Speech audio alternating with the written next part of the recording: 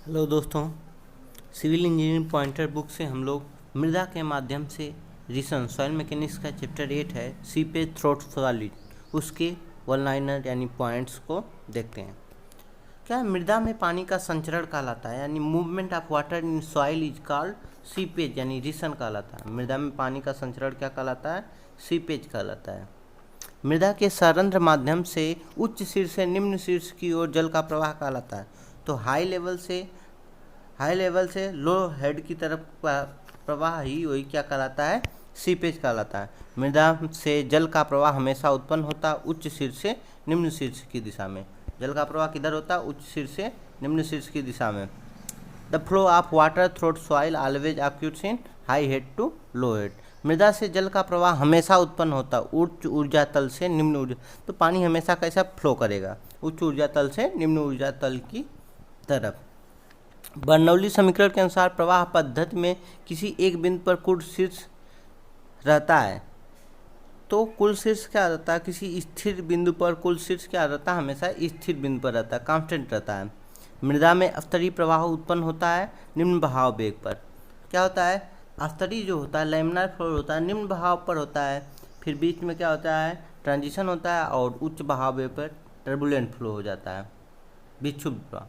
Risen वेग का सूत्र है, तो रिसन वेग वी एस बराबर के पी इंटू आई है, या वी एक्चुअल बराबर के पी इंटू आई है। प्रवाह की दिशा के लंबवत रिक्त स्थान के प्रति इकाई क्षेत्र के सरंध्र माध्यम से रिसन पानी के निर्वहन की दर को कहते हैं, तो रिसन वेग कहते हैं या सीपेज वेलोसिटी कहते हैं। अनुप्रस्थ काट के क्षेत्रफल से द्रव के प्रवाह की दर को जब गुणा कर देते हैं द्रव के प्रवाह की दर को, तो उसे कहते हैं विसर्जन वेग कहते हैं। रिसन वेग हमेशा अधिक होता है विसर्जन वेग से। जो रिसन वेग होता है हमेशा क्या होता है? विसर्जन वेग से अधिक होता है। रिसन वेग दर्शाया जाता है, तो रिसन वेग को वी एस द्वारा दर्शा देता है। रिसन वेग का सूत्र है वी अपान यम सांद्रता, विसर्जन वी अपान सांद्रता एन। वह दर जिस पर मृदा कणों के माध्यम से जल बह सकता है कहलाता है अंतःस्रवण कहलाता है। अंतःस्रवण जाना जाता है अंतःस्रवण के गुणांक के रूप में। अंतःस्रवण जाना जाता है अंतःस्रवण के गुणांक के रूप में। अंतःस्रवण गुणांक यानी रिसन गुणांक पारगम्यता से संबंधित है, के बराबर एन इंटू के पी। रिसन गुणांक दर्शाया जाता है, तो रिसन गुणांक के पी से दर्शाया जाता है। के पी का मान हमेशा के से अधिक होता है, इसलिए उसमें एक गुणांक एन का प्रयोग करते हैं। रिसन गुणांक हमेशा अधिक होता है पारगम्यता गुणांक से। कम बहाव वेग के कारण मृदा की स्थिति में वेग शीर्ष होता है तो नगण्य होता है। मृदा में कुल शीर्ष होता है, तो कुल शीर्ष कौन सा होता है? दाब शीर्ष प्लस आधार शीर्ष। जहाँ प्रवाह उत्पन्न हो रहा है वहाँ दो बिंदुओं के मध्य शीर्ष अंतर कहलाता है, तो शीर्ष अंतर रिसन शीर्ष या जलीय शीर्ष कहलाता है। आधार शीर्ष को बदलने पर केवल आधार शीर्ष और कुल शीर्ष में परिवर्तन दिखाई देता है, लेकिन दाब शीर्ष और रिसन शीर्ष रहता है तो स्थिर रहता है।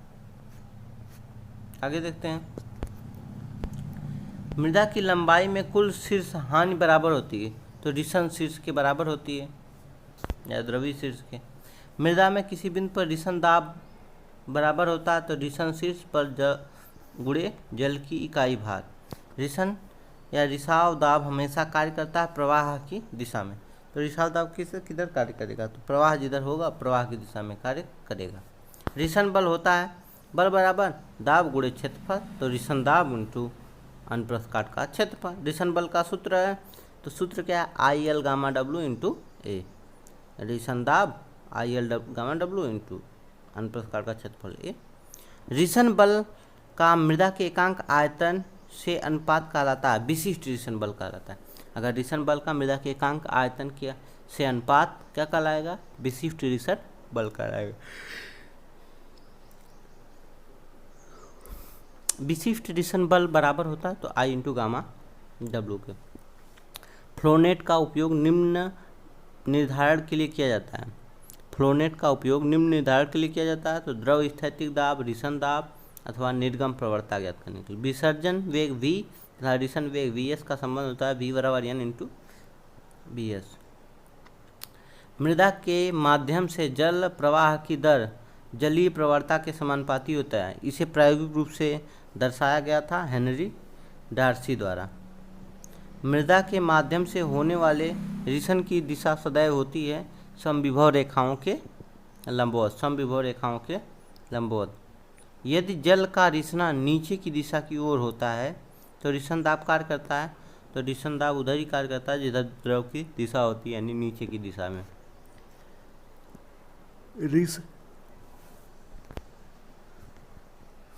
रिसन के कारण लंबवत नीचे की दिशा में कमी होती है, रिक्तता, अनुपात, पारगम्यता, संपीड्यता। लंबवत नीचे की दिशा में रिसन के कारण वृद्धि होती है प्रभावी प्रतिबलों में, घनत्व में, धारण क्षमता में, अपरूपण।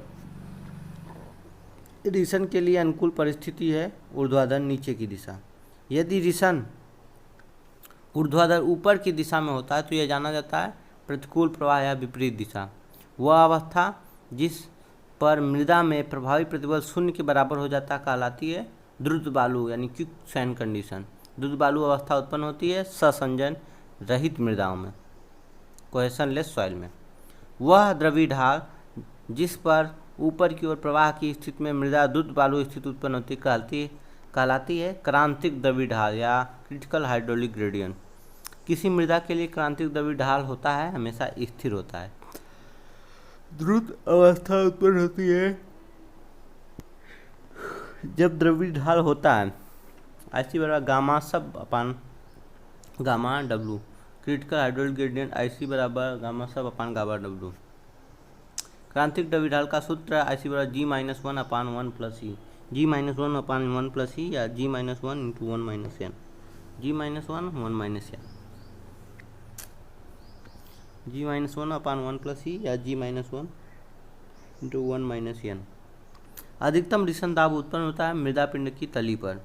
द्रुत बालू अवस्था में मृदा की अपरूपण सामर्थ्य होगी 0। द्रुत बालू अवस्था उत्पन्न होती है महीन बालू और सिल्ट में। द्रुत बालू अवस्था है एक ऊर्ध्वाधर ऊपरी प्रवाह अवस्था। तो देखिए द्रुत बालू अवस्था में सुरक्षा गुणांक क्या आता है ICR इंटू आई। स्थिर द्रुत बालू अवस्था उत्पन्न नहीं होती है ग्रेवल और स्थूल बालू में उत्पन्न नहीं होती, यानी ग्रेवल और कोर्स सैंड में द्रुत बालू का इकाई भार बराबर होता है जल की इकाई भार के दोगुने के। द्रुत बालू का इकाई भार बराबर होता है जल के इकाई भार के दोगुने के।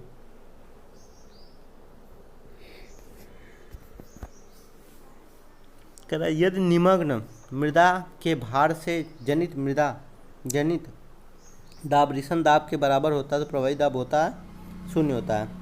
एक संतृप्त मृदा पिंड में किसी भी बिंदु पर मौजूद प्रवाह का प्रकार होता है दाब शीर्ष, वेग शीर्ष, आधार शीर्ष। सरंध्र माध्यम से तरल पदार्थों के प्रवाह का सिद्धांत के अनुसार संतृप्त सरंध्र माध्यम है असंपीड्य। प्रवाह जाल का उपयोग किया जाता है रिसन के निर्धारण के लिए, रिसन दाब के निर्धारण के लिए, द्रव स्थैतिक दाब के निर्धारण के लिए। दो लगातार प्रवाह रेखाओं के बीच का हिस्सा जाना जाता है प्रवाह नलिका।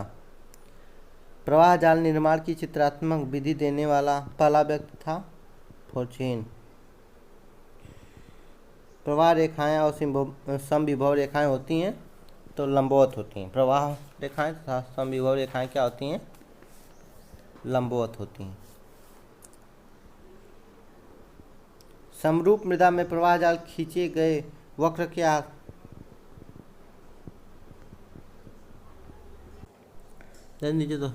समरूप मृदा में प्रवाह जाल के खींचे गए वक्र के आकार में प्रत्येक संक्रमण होना चाहिए। तो कैसा होना चाहिए चिकना होना चाहिए, चिकना।